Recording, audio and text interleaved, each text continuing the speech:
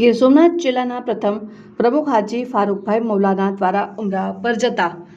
સરફરાઝભાઈનું ફુલહારથી સન્માન કરાયું। હાલ રમઝાનનું પવિત્ર માસ ચાલી રહેલ છે, જેમાં દુનિયાભરના મુસ્લિમો રોજા રાખે છે, નમાઝ પડે છે અને પુણ્યના દરેક કામો કરતા હોય છે। અને એમાં પણ જો મુસ્લિમ સમાજનું પવિત્ર સ્થળ મક્કા મદીના જઈ ઉમરા અને હજ કરવું એ ઘણું મહત્વનું માનવામાં આવે છે। આ સમય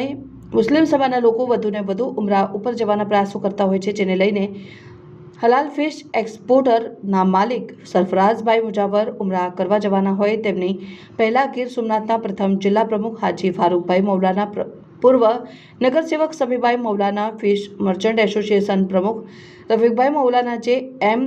ડેવલપર્સના જાવેદભાઈ મૌલાના, સજુભાઈ મૌલાના, રબારી સમાજ પ્રહલાદભાઈ શામળા સહિત ફરીદભાઈ મૌલાના, સબ્બીરભાઈ મુગલ, હાજીભાઈ મોદી સૈયદ સમાજના સરફરાજ કાદરી દ્વારા તેમનું ફુલહારથી સન્માન કરવામાં આવ્યું અને સાથોસાથ દેશની તરક્કી સાથે ભાઈચારા અને અમન બન્યું રહે તેવી દુઆ અને સૂચનો કરાયા।